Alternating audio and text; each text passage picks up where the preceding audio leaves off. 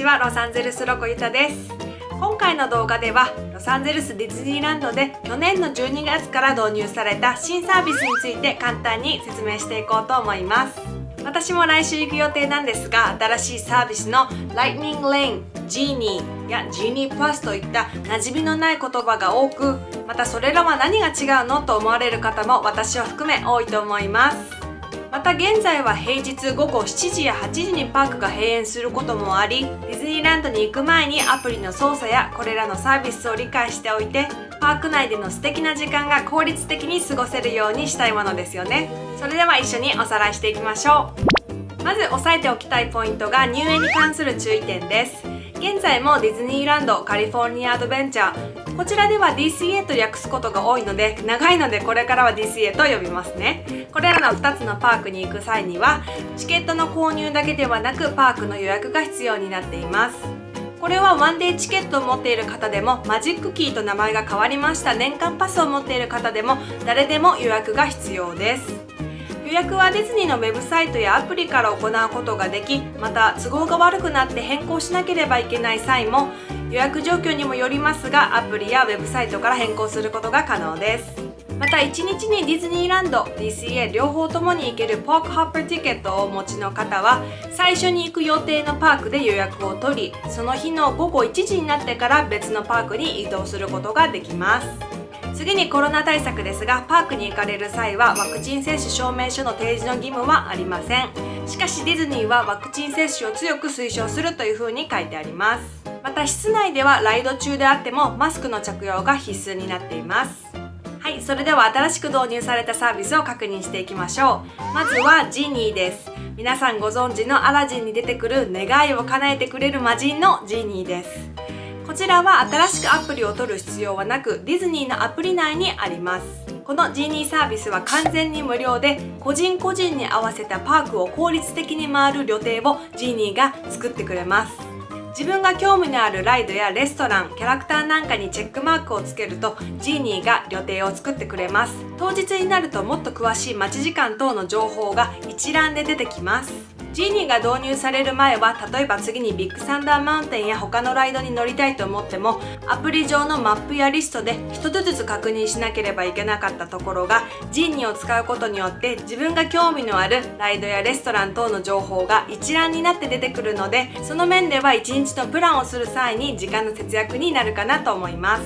あとこの待ち時間の補足なんですが、現在は待ち時間のアップデートはだいたい1時間ごとにされているみたいです。しかし携帯のアプリで待ち時間がなかなかアップデートされてなかったり情報が全然違う時もありますので 100% アプリの待ち時間を信用するのはどうかなというのが本音のところです。正直なところで言うと何度もディズニーに行っている人にとってはジーニーは使わなくてもいいサービスかなというふうに思います。しかし初めて行かれる方やその後長い間行く予定がない人にとっては自分が外せないライドやショー、レストラン等の情報が一覧で出てきてその状況がいっぺんに確認できるというのはいいサービスかなと思います。次に触れていきたいのがファストパスです。よくお父さんがいろんなところに走り回って家族全員のファストパスを取っていた光景が懐かしいですが、ファストパスは去年の12月になくなりました。なくなったというか名前が変わり全てアプリ上でバーチャルのファストパスを取れるようになりました。それが Lightning Lane です。現在パーク内で Lightning Lane を使用できるライドはこちらになっています。東京ディズニーランドではまだ無料で取れているみたいですが、ロサンゼルスのディズニーランドでは去年の12月8日から Lightning Lane の使用が有料になりました。この Lightning Lane を使用するために必要になってくるのが Genie Plus です。Genie Plus は1日1人$20で各アトラクションにつき1回ずつ Lightning Lane を使用することができます。この Genie Plus はディズニーランドと DCA を1日に両方行けるパークホッパーティケットを持っている方やまたあんまりディズニーに行かない方にとっては時間を節約できていろんなライドに待ち時間なく乗ることができるので購入される方も多いと思いますが、しかし今まで無料で取れていたものにお金を払うのかと思うと、何度も言ってる人にとってはいらないかなと思う人も多いかもしれません。またこの Genie プラスのもう一つの利点が、パーク内でのキャストのフォトグラファーさんが撮ってくれる写真だったり、ライド中での写真もダウンロードし放題になります。1人$20なので、もしご家族4人で Genie プラスをご利用すると 20×4 で Genie プラスだけで$80してしまいます。Genie プラスの購入方法は、チケットをオンラインで事前に買われる時に追加するか、もしくは当日パークに着いてからアプリ内で購入することができます。はい、ここからちょっとこんがらがってきます。1日$20を払って Genie プラスを買ったにもかかわらず、ライトニングレーンが使用できないライドが3つあります。そのライドはディズニーランドにある Rise of Resistance と DCA にある Web Slingers と、あと Radiator Spring になります。ちょっと名前が長いので、これからはスター・ウォーズ、スパイダーマン、カーズと呼びますね。これらの人気ライドのライトニングレーンを使用するためには、混み具合や曜日等によって設定された$7から$20をそれぞれ支払って買わなければいけません。そして重要なのが、この3つのライトニングレーンを購入する際には Genie プラスを持ってなくてもいいということです。なのでライトニングレーンを使用するのはスター・ウォーズだけでいいやという方は Genie プラスを買うことなく、$7から$20でスター・ウォーズのライトニングレーンを使用することができます。ここ1週間毎日この3ライドのライトニングレーンパスがだいたいどれぐらいの値段になっているのか確認していましたが、スター・ウォーズとスパイダーマンはほとんど$20に近いことが多いです。カーズは安く設定されている時もありました。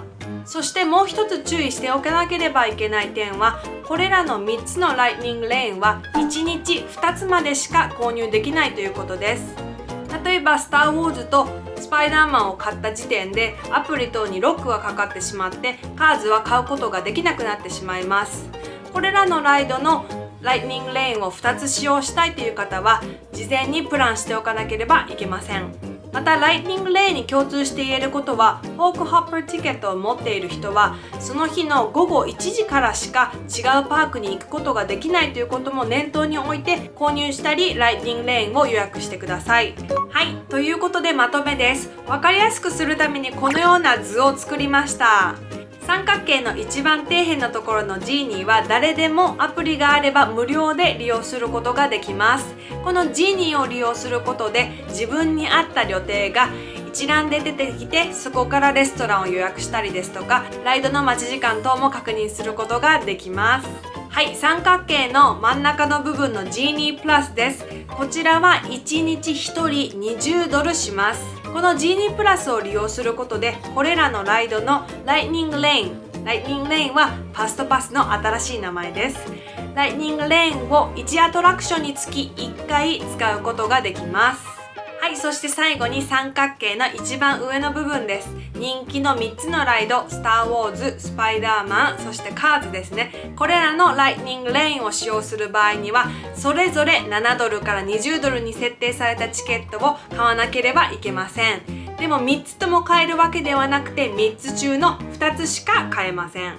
そして重要なのが、これらの3つの人気ライドのライトニングレーンチケットを買う場合には Genie プラスを持っていなくてもいいということです。なのでこの三角形の一番上の部分ですね、こちらをちょっと色を変えさせてもらったんですが、これは単体で利用することができるという意味になります。はい、最後に私の感想としては、年パスを持っていたり近くに住んでいて何回もパークに行ける人にとっては Genie プラスや個別のライトニングレーンチケットを買わなくても十分に楽しめるのではないかなと思います。